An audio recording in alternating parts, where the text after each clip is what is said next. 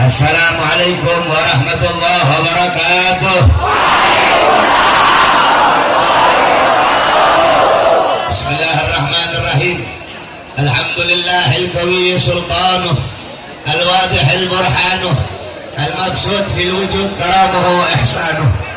Allahumma salli wa sallim wa barik wa karrim wa addib ala nuril anwar wa sirril asrar wa tiryakil akhyar wa miftah babil yasar sayyidina wa maulana Muhammadin al-Mukhtar wa alihi al-athhar wa ashabihi al-akhyar adada ni'amillah wa ifdalih, amma ba'd.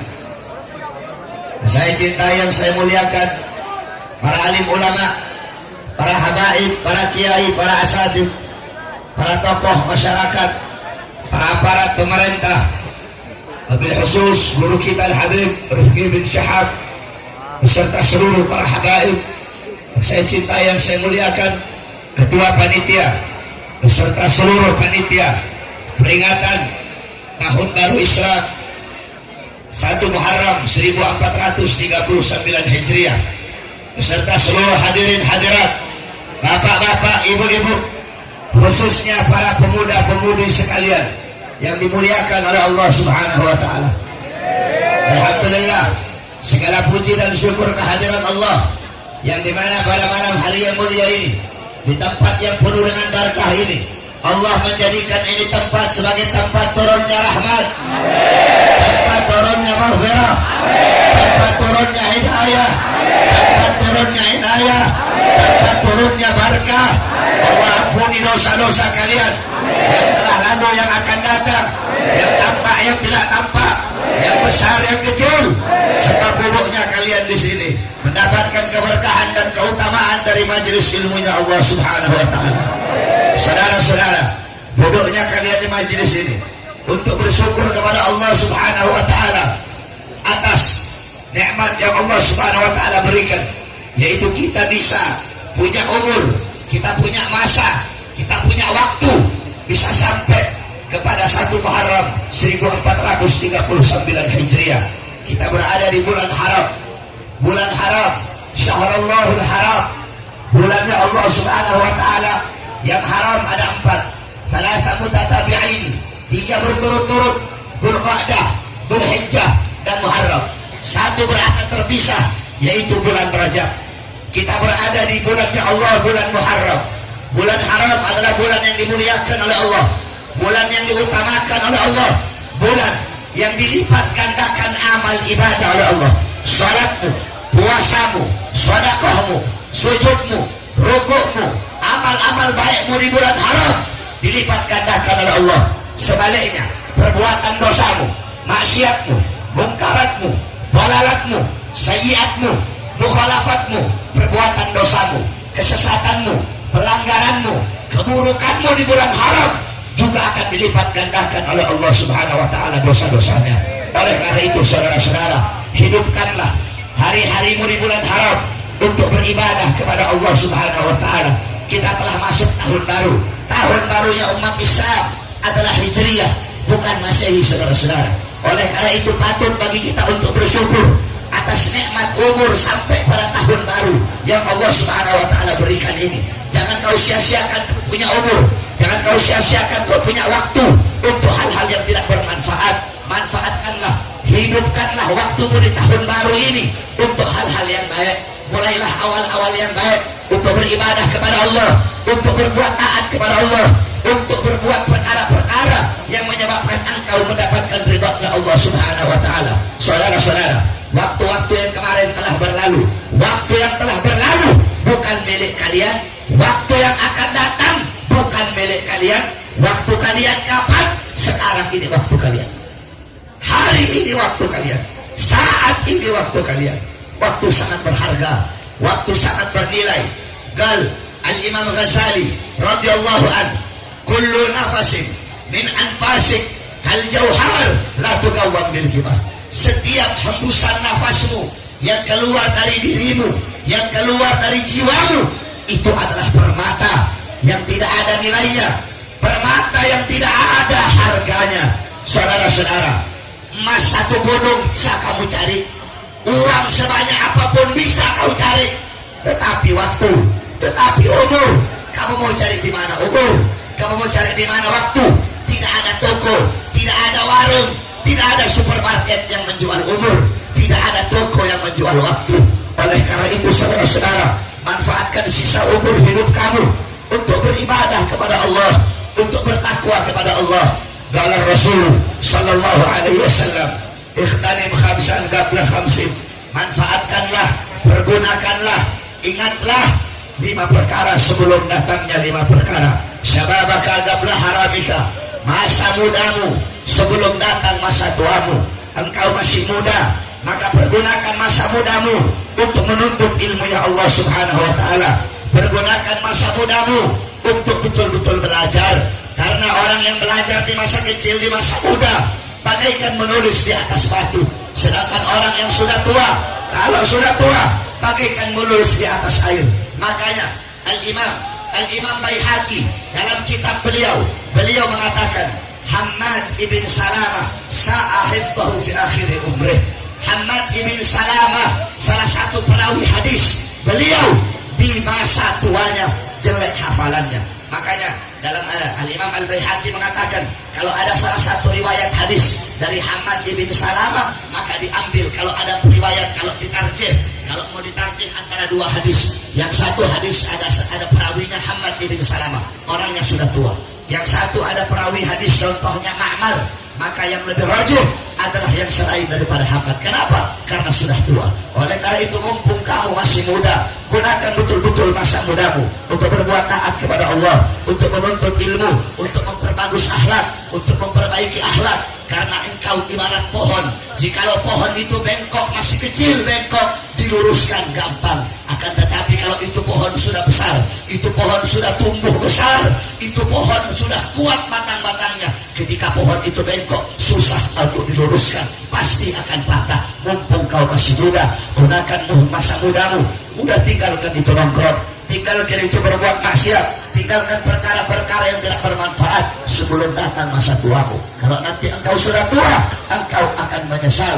Kalau engkau sudah tua, engkau akan merugi. Saudara-saudaraku sekalian yang dimuliakan oleh Allah, sehataka qabla sagamika, masa sehatmu sebelum datang masa sakitmu. Mumpung engkau masih sehat, waktumu engkau Allah kasih engkau waktu, Allah kasih engkau masa, yang dalam waktu tersebut, yang dalam masa tersebut sehat anggota tubuhmu, sehat jawarihmu, sehat a'dha'mu, maka gunakan kenikmatan sehat yang Allah berikan tersebut untuk beribadah kepada Allah. Karena anggota tubuh, jawarih, a'dha' itu adalah amanah dari Allah. Barang siapa yang menggunakan amanah Allah, menggunakan nikmat Allah untuk bermaksiat kepadanya, maka itu adalah puncak daripada pengingkaran atas nikmat-nikmatnya. Gunakan kedua matamu untuk memandang hal-hal yang baik, untuk memandang perkara-perkara yang diridhai oleh Allah. Gunakan kau punya telinga untuk mendengar nasihat, untuk mendengar ilmu, untuk mendengar hikmah. Gunakan kau punya lidah untuk membaca Al-Quran, untuk berzikir, untuk mengucapkan tahlil, tahmid, tasbih, takbir, tamjid, dan sholawat. Gunakan kau punya tangan untuk menolong orang lain, untuk membantu orang lain, untuk memberi makan anak-anak yatim, untuk memberi makan fakir miskin, untuk menolong orang-orang. Berikan pakaian orang-orang yang telanjang, berikan makan orang-orang yang kelaparan, berikan minum orang-orang yang kehausan. Gunakan kau punya kaki yang sehat untuk melangkah ke tempat-tempat yang baik, untuk melangkah ke masjid, melangkah ke majelis ilmu, melangkah ke tempat-tempat yang diridhai oleh Allah Subhanahu wa taala. Wa khinaka qabla fajrika, manfaatkan, gunakan masa kayamu sebelum datang masa susahmu, sebelum datang masa miskinmu. Karena waktu ini berputar, engkau tidak mungkin akan kaya terus, pasti suatu saat engkau akan miskin. Maka mumpung kamu masih kaya, gunakan masa kaya tersebut, keluarkan hartamu di jalan Allah, memberi makan anak yatim, berikan kepada masjid, berikan kepada pondok pesantren. Engkau pergi naik haji, nanti kalau kau sudah susah, kalau kau sudah miskin, kau bakal kesal. Kenapa dulu waktu saya punya uang, saya hamburkan itu uang, saya hulu, saya berlebih-lebihan dalam urusan dunia. Coba dulu saya pergi haji, coba dulu saya bangun masjid, coba dulu saya kasih anak-anak yatim. Sekarang sudah datang masanya susah, sekarang sudah datang masanya miskin, tidak ada gunanya lagi. Farahaka qabla syughlika, masa luangmu, masa luangmu sebelum datang masa sibukmu. Mumpung engkau masih punya banyak waktu luang, pergunakan waktu luang tersebut, isi dengan hal-hal yang bermanfaat sebelum datang masa sibukmu. Wahayataka qabla mautika, dan kehidupanmu sebelum kematianmu. Qala al-Imam Ghazali, la ya'rif qadraha illa ba'da zawaliha. Apa kata Imam Ghazali? Orang-orang mereka tidak akan mengetahui nilainya yang 5 tadi, tidak akan mengetahui nilainya, kadarnya, kecuali setelah kehilangan 5 perkara tersebut. Engkau tidak akan tahu nilainya muda kalau kamu masih muda. Nanti kalau kamu sudah tua, baru kamu tahu begitu bernilainya masa muda. Kamu tidak akan tahu nilainya sehat kalau kamu masih sehat. Nanti kalau kamu sudah sakit, baru kamu sadar begitu bernilainya sehat. Tidak ada yang tahu nilainya mata kecuali orang-orang yang buta. Tidak ada yang tahu nilainya telinga kecuali orang-orang yang tuli. Tidak ada yang tahu nilainya lidah kecuali orang-orang yang bisu. Tidak ada yang tahu nilainya tangan kecuali orang-orang yang buntung. Tidak ada yang tahu nilainya kaki kecuali orang-orang yang pincang. Engkau akan tahu nilainya setelah engkau kehilangan. Engkau masih kaya, engkau tidak ada nilainya kekayaan tersebut. Nanti kalau kamu sudah jatuh miskin, baru kamu tahu begitu bernilai kekayaan tersebut. Kenapa tidak kau gunakan untuk hal-hal yang bermanfaat? Saudara-saudara, qala Imam Syafi'i, ad-dunya sa'ah, dunia ini sesaat. Dunia ini sesaat, saya pasti mati, kalian pasti mati. Al-maut hak, kematian itu benar adanya. Al-kubur hak, yaumul ba'as hak, yaumul mahsyar hak, yaumul mizan hak, yaumul hisab hak, siratal mustaqim hak, al-jannah wan nar hak. Kematian itu benar adanya, hari kebangkitan itu benar adanya, padang mahsyar benar adanya, yang dimana matahari berada beberapa jam di atas kepalamu, itu benar adanya. Hari yang dimana amalmu ditimbang oleh Allah, hari yang dimana engkau hitung-hitungan dengan Allah, engkau akan melewati jembatan siratal mustaqim, itu juga benar adanya. Surga dan neraka itu juga benar adanya. Saya pasti mati, kalian pasti mati, yang tua mati, yang muda mati, yang kaya mati, yang miskin mati, yang sehat mati, yang sakit mati. Saudara-saudara, hidup ini cuma sesaat, adapun kematian itu datang tanpa pemberitahuan. Kita bukan nabi, kita bukan rasul, kita bukan wali. Kalau wali, kalau nabi, kalau rasul, mereka tahu kapan mereka mati. Kita orang awam, kita orang biasa, kita tidak tahu hal-hal tersebut. Kita tidak tahu kapan kita akan mati. Yang telah berlalu waktu bukan milik kita, yang akan datang bukan milik kita. Jangankan besok pulang dari tempat ini sampai rumah selamat, tidak ada yang bisa menjamin. Oleh karena itu al-bidar, bergegaslah, bersegeralah. Jangan engkau tunda-tunda untuk berbuat baik. Nanti besok saja sholatnya, nanti tahun depan aja pergi hajinya, nanti besok saja ngasih makan anak yatimnya. Jangan besok-besok, jangan tarsok-tarsok untuk beribadah kepada Allah. Jangan kau tunda-tunda berbuat baik, karena waktu yang akan datang bukan milik kalian. Berapa banyak ini sudah masuk 1 Hijriah, 1 Muharram, 1439 Hijriah. Bulan-bulan yang berlalu, tahun kemarin kau habiskan untuk apa? Kau sia-siakan untuk perkara-perkara yang tidak bermanfaat. Engkau tidak menghargai waktu. Bagaimana para ulama, bagaimana orang-orang saleh, mereka menghargai waktu yang Allah berikan. Bagaimana mereka tidak menyia-nyiakan waktu. Diceritakan Al-Habib Abdullah bin Husain bin Tahir. Al-Habib Abdullah bin Husain bin Tahir, beliau dikasih jam tangan oleh muridnya. Ketika dikasih jam tangan, dipakai. Beberapa minggu kemudian beliau lepas. Akhirnya muridnya lihat, ya Habib, kenapa Habib tak pakai jam tangan yang saya kasih? Apa jawab Habib? Oh, ada jam tangannya. Jam tangannya mati, makanya tidak saya pakai. Coba Habib saya lihat. Dilihat sama muridnya. Oh Habib, ini jam tangan mati karena habis baterainya Habib. Kenapa Habib gak ganti baterainya? Apa jawab Abdullah? Apa jawab Habib Abdullah? Maaf, saya tidak punya waktu untuk mengganti baterai jam tangan. Bahkan untuk mengganti baterai jam tangan beliau tidak punya waktu. Tidak mau membuang waktu sia-sia. Padahal ganti baterai jam tangan cuma habis berapa menit, tapi beliau tidak mau membuang waktunya bahkan untuk mengganti baterai jam tangan.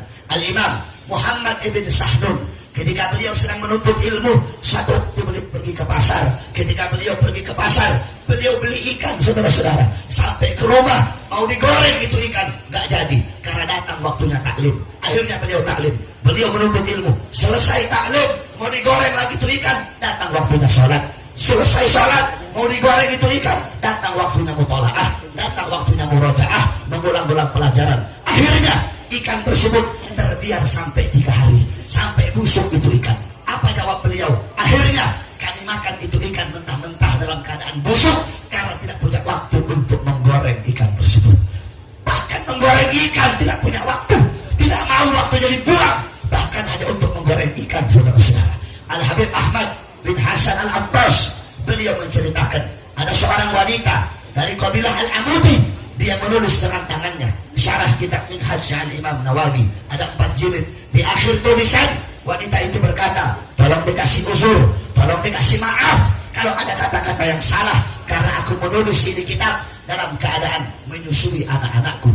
Ketika menyusui anak tidak mau waktunya terbuang sia-sia, beliau pakai untuk membuat kitab. Itu keadaan ulama, itu keadaan orang saleh, tidak mau waktunya terbuang sia-sia. Saya dan kalian berapa detik, berapa menit, berapa jam, berapa hari, berapa minggu, berapa bulan, berapa tahun waktu kita yang kita habiskan untuk hal-hal yang tidak bermanfaat. Oleh karena itu, saudara-saudaraku sekalian yang dimuliakan oleh Allah Subhanahu wa taala, bulan Muharram juga tidak bisa dilepaskan daripada hijrah. Karena yang pertama kali menetapkan tanggalan daripada Abah Hijriyah adalah Sayyidina Umar bin Khattab radhiyallahu anhu. Karena ketika itu saling tulis surat, sesama sahabat tulis surat, tidak ada penanggalan ketika itu, sehingga bingung kapan ini surat dibuat. Akhirnya Sayyidina Umar bin Khattab, beliau yang pertama kali membuat tanggalan Hijriyah sesuai dengan pertama kali hijrahnya Nabi Muhammad SAW ke Madinah. Oleh karena itu, jikalau kalian berbicara tentang tahun baru Islam,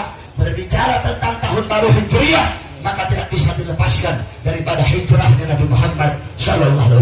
Terus, apa itu hijrah? Dikatakan, Al-Imam Suyuti mengatakan al-hijrah intiqal min mawdi' ila mawdi'.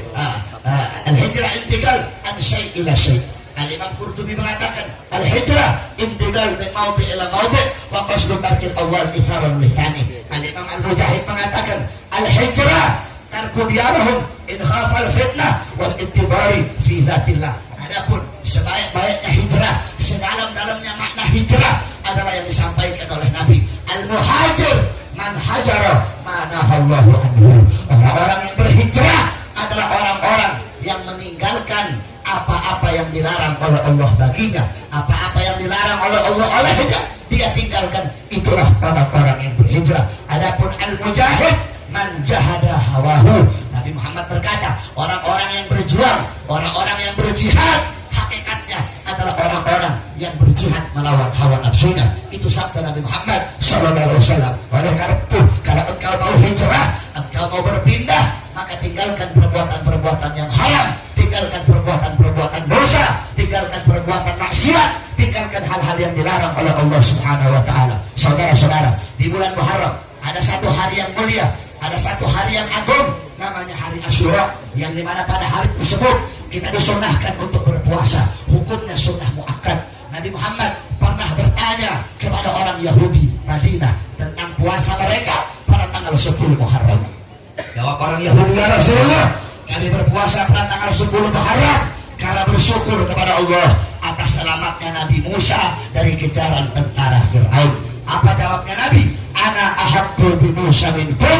Kami lebih berhak atas Musa daripada kalian. Nabi pun memerintahkan para sahabat untuk berpuasa. Nah, agar tidak bertasyabuh, agar tidak menyerupai orang Yahudi, Nabi menjawab, Nabi Muhammad bersabda, andaikan aku hidup sampai tahun depan, aku akan berpuasa pada hari Tasu'ahnya, yakni pada hari ke-9.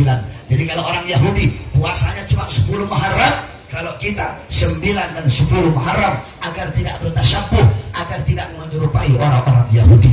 Saudara-saudaraku sekalian, di bulan Muharram juga, di hari Asyura, di situ bukan hanya disunahkan berpuasa saja, ada beberapa hal yang disunahkan.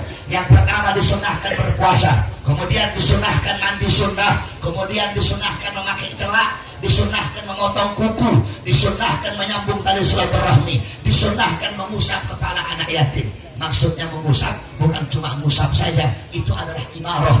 Imarah maksudnya apa? Bukan hanya ngusap, tetapi memberikan uang, memberikan sebagian harta, perhatian, kasih sayang harta kepada anak yatim. Bukan cuma ngusap-ngusap saja, tapi memberi mereka hal-hal yang bermanfaat bagi mereka. Kemudian disunnahkan juga pada hari Asyura untuk berkunjung, berziarah kepada ulama, berziarah kepada orang-orang soleh. Di dekat rumah kamu banyak para ustaz, banyak para kiai, banyak para habaib. 10 Muharram kamu ziarahi beliau-beliau. Disunnahkan memberikan nafkah lahiriah, disunnahkan melebihkan uang belanjaan anak dan istri.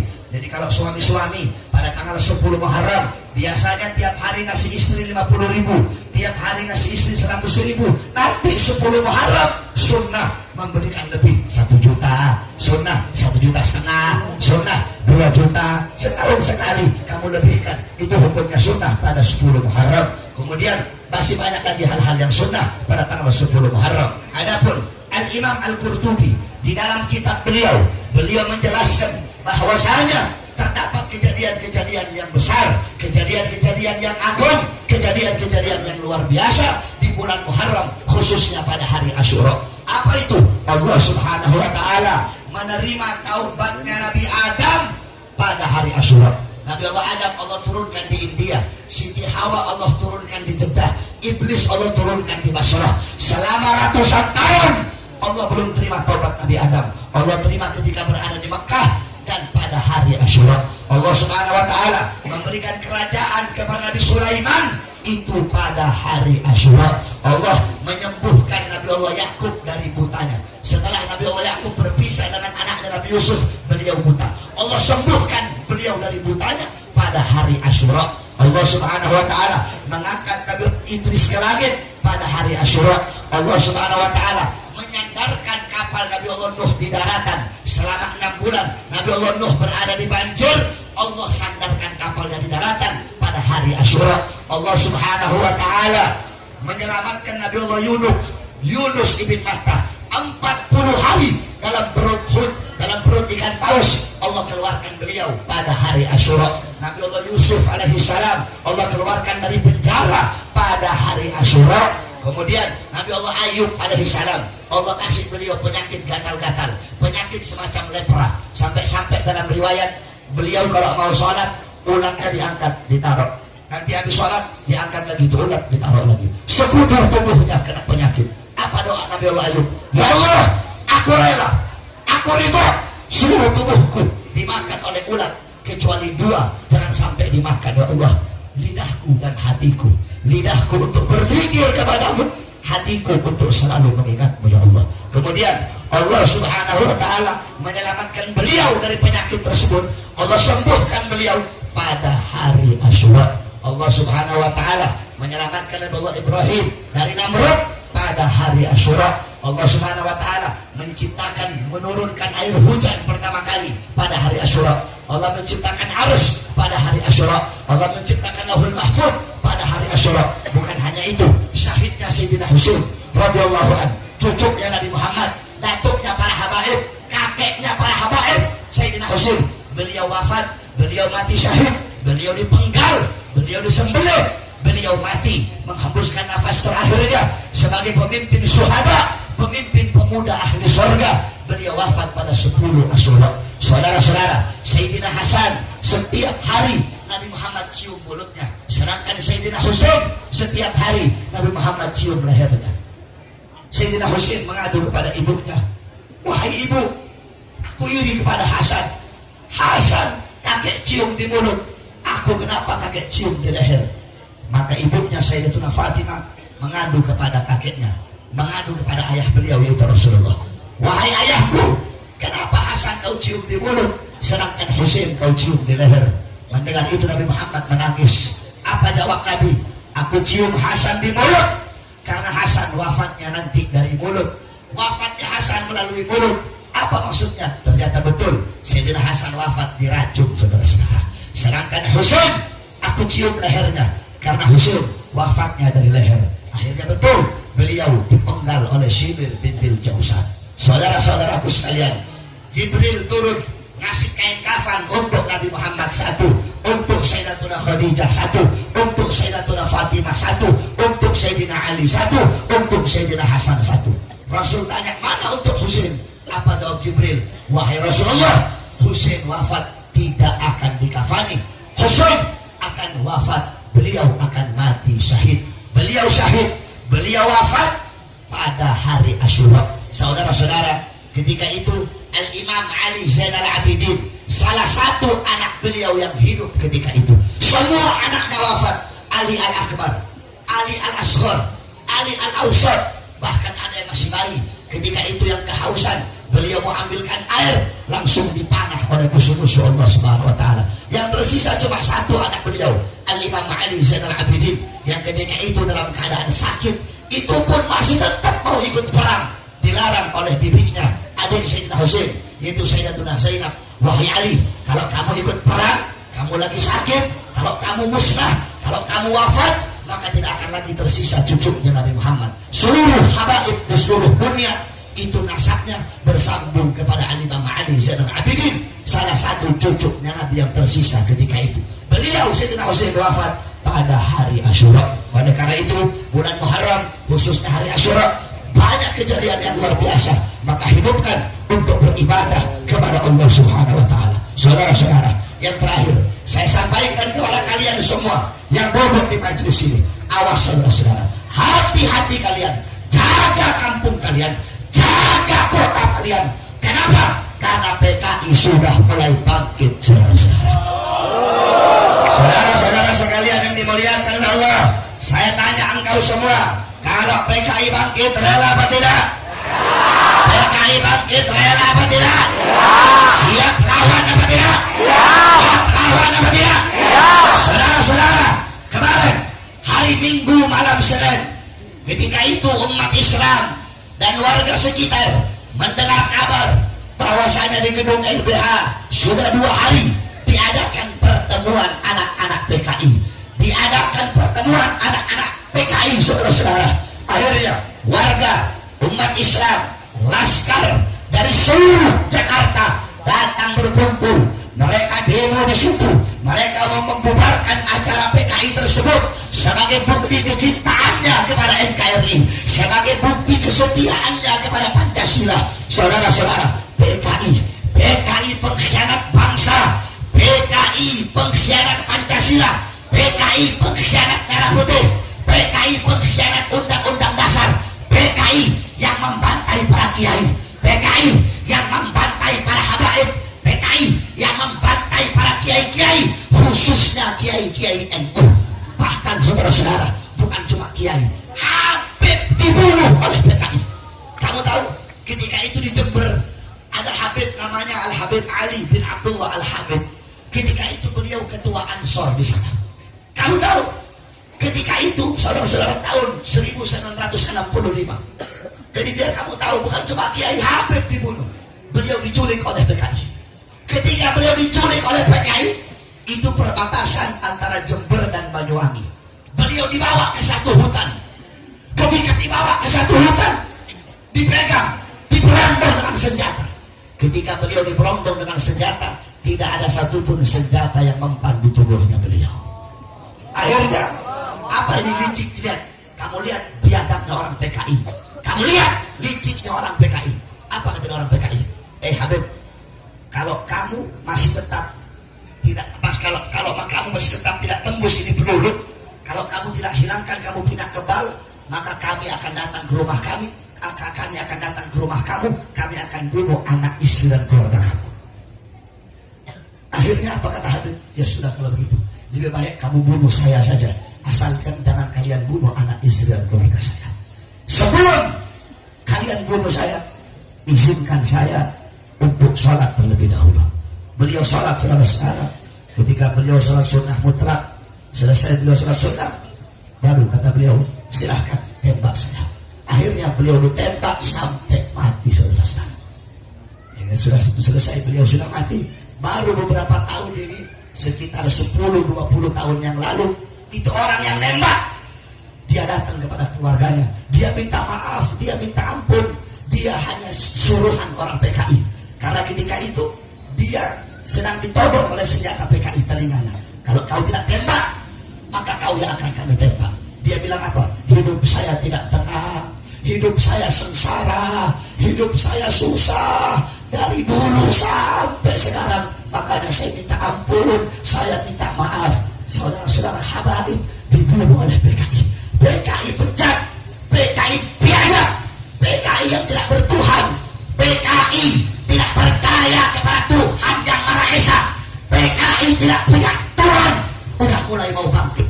Akhirnya umat Islam kemarin datang ke sana mau bubarkan itu acara. Bukankah si Jokowi berkata, apa kata Jokowi? Kalau ada PKI nongol, kalau ada PKI kelihatan, geblok kata Jokowi. Tetapi ketika umat Islam datang, ketika warga datang, ketika laskar datang, mau gebuk PKI, mau bubarkan PKI, malah umat Islam yang dikebukin oleh polisi, saudara-saudara. Polisi bajingan atau tidak? Bajak atau tidak? Bangsat atau tidak? Hei polisi, kalian harusnya japro kepada rakyat. Kalian harusnya melindungi rakyat, bukan melindungi PKI, betul? Polisi jadi pelindung PKI, polisi jadi anjing-anjingnya PKI, polisi jadi penjaganya PKI, saudara-saudara. Umat Islam yang mau bubarkan PKI ditembakkan dengan gas air mata.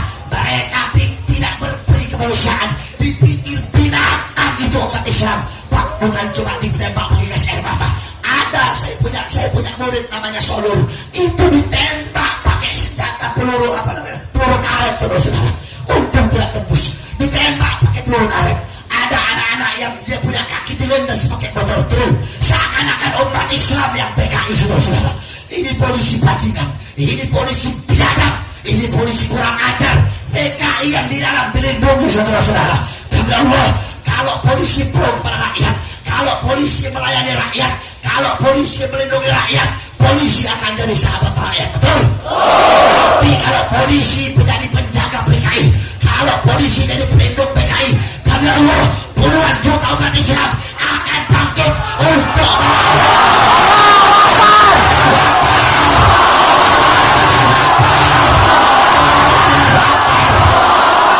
para ustaz, para habaib, para kiai yang menyampaikan tentang bahaya PKI satu persatu ditangkap oleh polisi, saudara-saudara. Jangan-jangan polisinya udah banyak yang PKI ini, saudara-saudara. Alfian Tanjung gara-gara dia bilang di dalam istana itu ada PKI, ditangkap di penjara di Medaeng, di rutan Medaeng, berbulan-bulan di situ bebas demi hukum. Setelah bebas ditangkap lagi, saudara-saudara. Baru keluar udah ditangkap lagi. Atas apa? Atas laporan PDI. Kenapa? PDI bikin laporan bahwasanya Alfian Tanjung menghina PDI dengan berkata bahwasanya PDI adalah sarangnya PKI.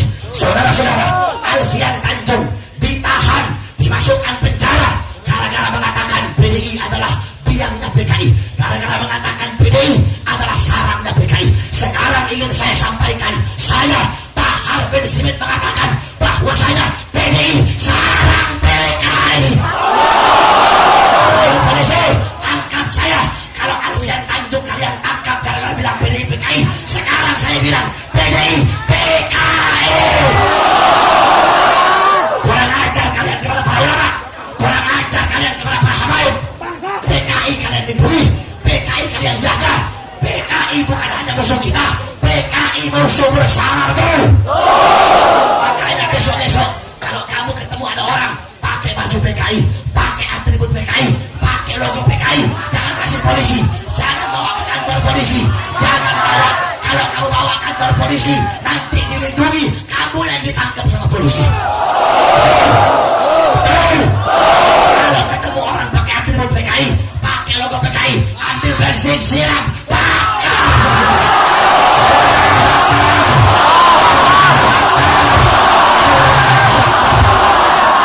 Saudara-saudara sekalian yang dimuliakan Allah, siapapun dia, mau polisi kek, mau TNI kek, mau presiden kek, siapapun, jikalau negara, jikalau pemerintah yang harusnya memusuhi PKI, yang harusnya melawan PKI, yang harusnya tidak membiarkan PKI bangkit, tetapi kenyataannya jikalau negara, jikalau pemerintah membiarkan PKI tumbuh, membiarkan PKI bangkit, maka demi Allah tidak ada kata lain, hanya ada satu kata, revolusi.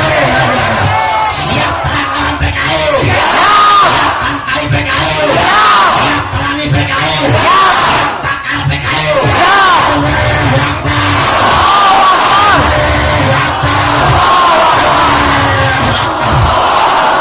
Mudah-mudahan Allah berikan kekuatan kepada umat Islam. Indonesia. Semoga Indonesia terjaga dari PKI, bumi dari PKI. Semoga Allah hancurkan PKI, hancurkan antek-antek PKI, hancurkan pelindung PKI, hancurkan penjaga PKI. Saudara-saudara, kita bersumpah kepada Allah, demi Allah, ya Allah, demi Allah, kami rakyat Indonesia bersumpah, kami tidak akan biarkan ada PKI hidup di tanah Indonesia. Jikalau ada PKI yang mau mulai bangkit, yang mau mulai unjuk gigi, kami rakyat Indonesia, khusus umat Islam, siap meneteskan darah sampai titik darah penghabisan.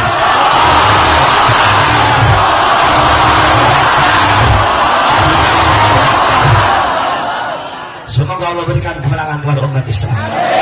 Amin, amin ya rabbal alamin. Yang terakhir, saudara-saudara sekalian yang dimuliakan oleh Allah Subhanahu wa taala, mumpung pada malam hari ini banyak jamaah, alhamdulillah bangunan pondok udah dibangun jadi 3 tingkat, udah selesai.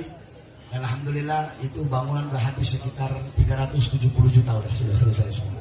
Udah habis 173 tingkat, tinggal finishingnya saja.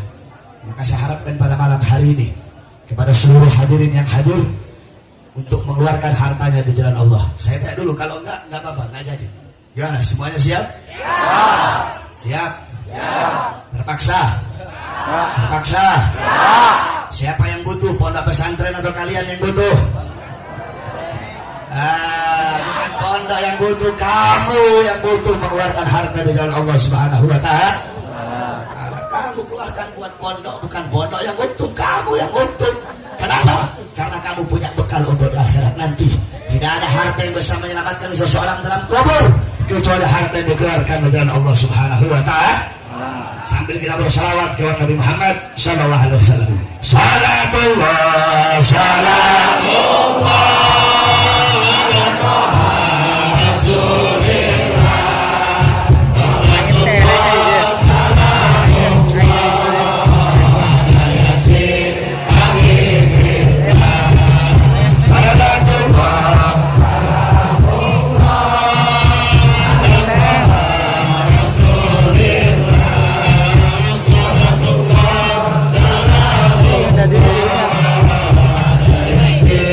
Amin.